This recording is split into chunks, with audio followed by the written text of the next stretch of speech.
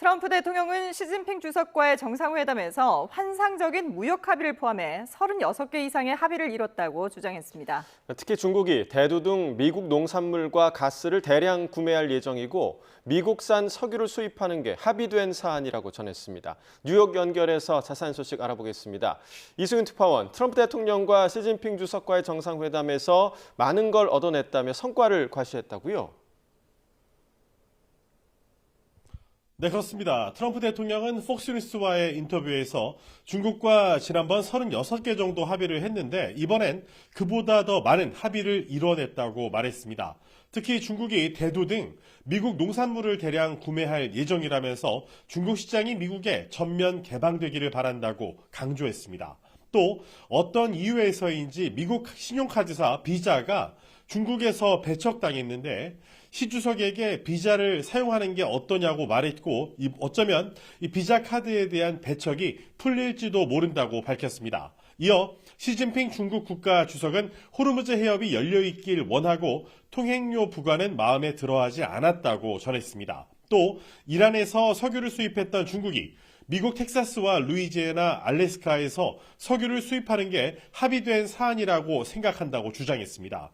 특히 내가 중국은 완전히 제정신이 아닌 이란이 핵무기를 가지는 건 원치 않을 것이라고 말하자 시 주석이 좋은 지적이라고 답했다고 말했습니다. 그러면서 매몰된 이란 핵물질을 중국이 꺼낼 수 있는지는 모르겠지만 미국은 할 수 있다며 시간이 걸리겠지만 군사적 목적보다는 홍보를 위해 핵물질을 회수할 것이라고 말했습니다.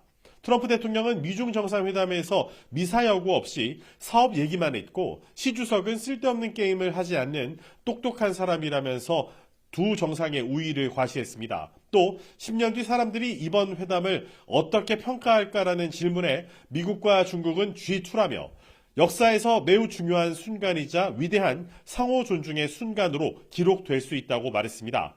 두 정상의 발언 직접 들어보시죠. It was a fantastic day, and in particular, I want to thank President Xi, my friend, for this magnificent welcome. 中美关系是当今世界最重要的双边关系，只能搞好，不能搞坏。 네, 뉴욕 증시 반응은 어땠습니까? 트럼프 대통령은 중국 방문해 기술 금융기업 최고 경영자 30명과 동행하며 경제 속에 이 중국과의 협력 가능성을 부각하는 모습을 보이자 뉴욕 증시는 동반 상승 마감했습니다. 특히 엔비디아는 젠슨 황 최고 경영자가 방중 수행단에 극적으로 합류하면서 중국 내 H200 칩 판매 문제가 해결될 수 있다는 기대감에 주가가 4.39% 상승했습니다. 반면 보잉은 중국이 보잉 항공기 200대를 구매하기로 했다는 트럼프 대통령의 발언에 오히려 주가가 4% 넘게 하락했습니다. 켈러 오토버그 보잉 CEO가 트럼프 대통령의 방중에 동행한 가운데 보잉은 중국과 737 맥스 항공기 500대 판매를 협상하고 있었다고 미국 매체인 더 힐은 전했습니다.